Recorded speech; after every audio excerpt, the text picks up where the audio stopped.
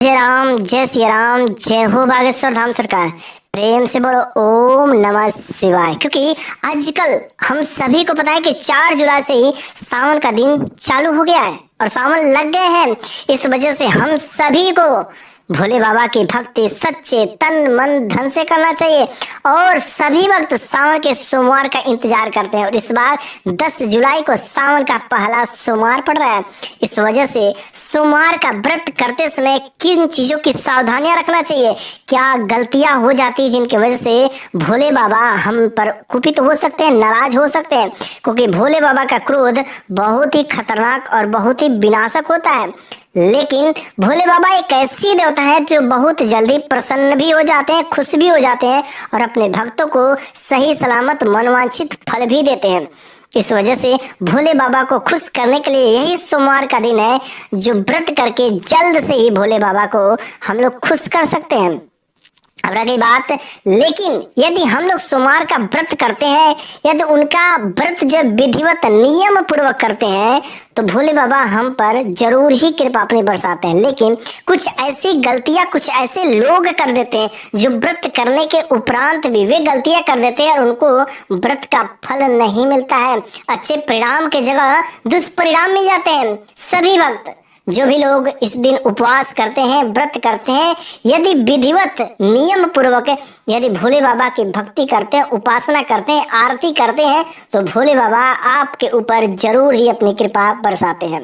वैसे सभी लोग इस दिन सोमवार के दिन प्रातः काल में ही उठना चाहिए। हो सके तो ब्रह्म मुहूर्त में उठते हैं तो बड़ी अच्छी बात होती है और सूर्योदय से पहले ही मंदिर में जाकर के भोले बाबा का पूजा जरूर करना चाहिए। हम सभी भक्त भोले बाबा का व्रत करते हैं, सावन के सोमवार का व्रत करते हैं, पूजा करते हैं। क्यों करते हैं? ताकि हम उस भोले बाबा को खुश कर सकें। यदि विधिवत से नियम पूर्वक से यदि पूजा करते हैं तो हमारे ऊपर उनकी कृपा तो बरसेगी ही बरसेगी। उसके उपरांत हमारे जीवन धन धान से बढ़ जाती है। लेकिन कुछ ऐसी गलतियां हैं जिन गलतियों को हम सभी भक्तों को जानना बहुत ही जरूरी है। वैसे इस हिंदू धर्म में अलग अलग दिन जो अलग अलग देवताओं का होता है, लेकिन वैसे ही ठीक जो सोमवार का दिन जो है भोले बाबा शिव शंकर का रखा गया है तो इस दिन हम सभी को व्रत रखना चाहिए। वैसे सावन का जो सोमवार होता है इसका तो कुछ खास ही महत्व होता है। इसका व्रत करके भोले बाबा का मन जो है, भोले बाबा का ध्यान जो अपनी ओर आकर्षित कर सकते हैं, जिसके परिणाम स्वरूप उस भक्त की मनोकामना समय पूर्वक उनकी इच्छा पूर्वक पूरी हो जाती है। वैसे सोमवार के व्रत का इसे हिंदू धर्म में बहुत ही बड़ा महत्व होता है। लेकिन अब हम सभी लोग ये जानते हैं कि आखिर कौन सी गलतियां हैं जो सोमवार के व्रत के दिन ऐसी गलतियां नहीं करना चाहिए, नहीं तो हमें भुगतना पड़ सकता है बहुत बड़ी समस्या। तो पहला चीज हम लोगों का ये है कि सभी भक्त भोजन करते समय नमक का सेवन जरूर करते हैं। लेकिन कुछ भक्त सावन के सोमवार का व्रत करते हैं, एक समय भोजन करते एक समय नहीं करते हैं, या फलाहार रखते हैं या पूरा दिन ही भोजन नहीं करते हैं। जो जैसा व्रत करता है उसके वैसा परिणाम मिलता है। लेकिन कुछ ऐसे लोग होते हैं जो एक समय का भोजन करते हैं, लेकिन भोजन करते वक्त उस समय हमें नमक का सेवन नहीं करना है। नमक का सेवन करने से ये जो हम लोगों के घरों में सादा नमक यूज किया जाता है, इस नमक का सेवन तो बिल्कुल ही नहीं करना चाहिए। नहीं तो आपका व्रत जो टूट सकता है और आपका व्रत का कोई परिणाम नहीं मिलेंगे। यदि बहुत मन कर रहा है तो थोड़ा बहुत आप सेंधा नमक का यूज कर सकते हैं, लेकिन इस सादा नमक का यूज बिल्कुल ही भूल करके भी सेवन मत करिएगा, नहीं तो आपको भुगतना पड़ सकते हैं बहुत बुरा परिणाम। दूसरा जो है, सोमवार का व्रत जो भी भक्त करते हैं, चाहे वह पुरुष हो या महिला हो, इस दिन या सोमवार के नहीं, मैं किसी भी व्रत की बात कर रहा हूँ, यदि कोई भी व्रत करते हैं और यदि सावन में सोमवार का व्रत करते हैं, भोले बाबा की कृपा के पात्र बनना चाहते हैं, इस दिन चाहे पुरुष हो या महिला हो, ब्रह्मचर्य का नियम बिल्कुल ही पालन करना है। अपने आप को संयम रखना है, कंट्रोल रखना है, नियंत्रित में रखना है। यदि आप ब्रह्मचर्य का नियम नहीं पालन करते हैं तो भोले बाबा की कृपा आप पर नहीं पड़ेगी। इस वजह से इस दिन पति पत्नी को हमेशा संबंध स्थापित नहीं करना चाहिए। कम से कम इस दिन तो नहीं करें तो भोले बाबा आप पर जरूर ही और आपका व्रत जो है सफल पूर्वक सफल होगा। तीसरा नंबर की बात है, कि जब भी आप सावन का सोमवार का व्रत करते हैं, इस दिन अपने आप को, अपने मन को हमेशा शांत रखें, ज़्यादा चंचलता नहीं करें, और उसके साथ में अपने घर में जो बड़े बुजुर्ग होते हैं, माता पिता होते हैं, बड़े भाई बहन होते हैं, नाना नानी होते हैं, या कोई भी आपके गांव में यदि पढ़ने जाते हो तो आपके टीचर होते हैं, मैडम होते हैं, जो भी बड़े बुजुर्ग लोग आपसे हैं, इन दिन नो में आपको भूल करके भी उनका अपमान नहीं करना चाहिए, उनका बेइज्जती नहीं करना चाहिए।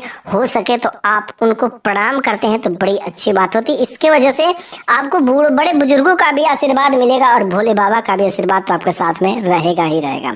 चौथा नंबर की बात है, इस दिन कोई भी हिंसा कार्य नहीं करना चाहिए।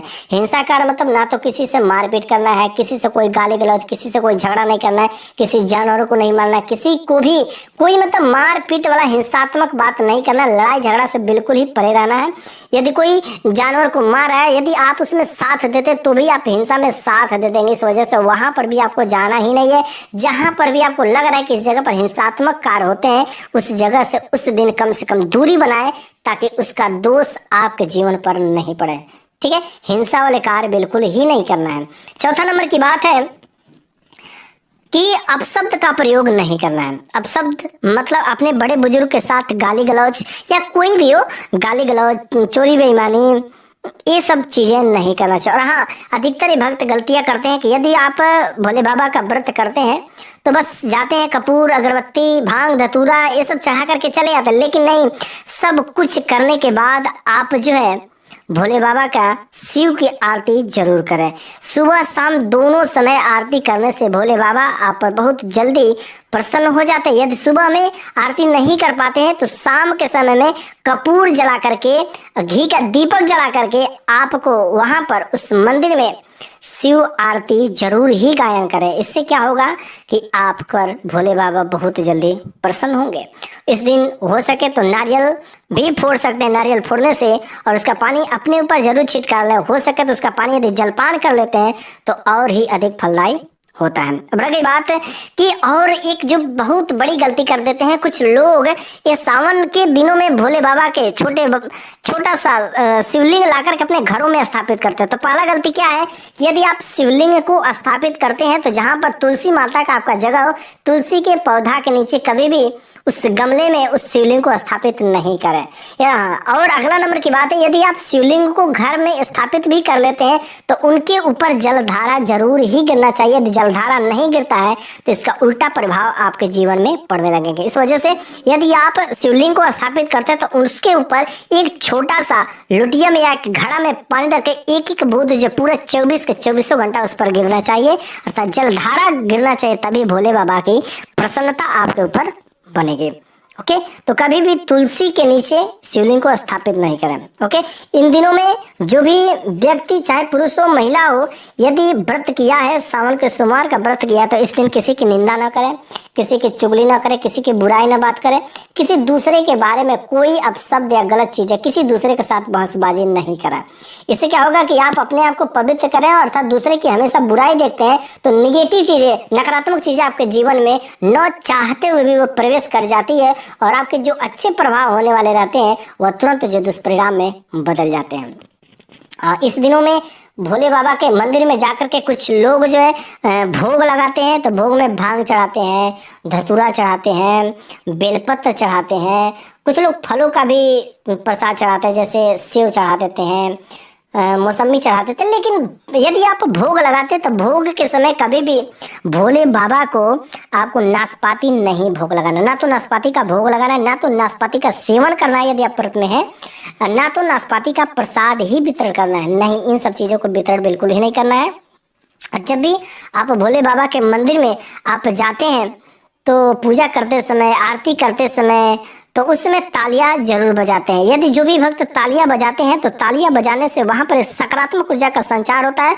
और अगल बगल के जो कुछ भी नकारात्मक शक्तियां होती है वह शांत हो जाती है, समाप्त, दूर चली जाती है। लेकिन ऐसा भी यदि देखा जाता है कि सभी परिवार के एक लोग अगर एक साथ में मिलजुल करके आरती गा रहे हैं, एक साथ में तालियां बजा रहे हैं, इससे क्या होता है कि परिवार में एकता बढ़ती है, परिवार में एकता बढ़ती है। लेकिन ये भोले बाबा, बाकी मंदिरों में आप आरती करते समय ताली बजाते तो बड़ी अच्छी बात है, लेकिन ऐसा शास्त्रों में भी वर्णित है कि भोले बाबा के मंदिर में जब आप पूजा करते हो, आरती करते हो, तो तालियां बजा करके नहीं करना चाहिए, क्योंकि तालियां बजाने से ऐसा होता है कि भोले बाबा समाधि में रहते हैं, यदि उनका समाधि जो है टूट जाएगा तो आपका उल्टा प्रभाव पड़ सकते हैं। इस वजह से तालियां अर्थात तो वहां पर भोले बाबा के मंदिर में जब भी जाए तो हमेशा शांति स्थापित करके पूजा करें, तो भोले बाबा आपके प्रसन्न होते हैं और उनकी दया दृष्टि आपके ऊपर हमेशा बनी रहती है।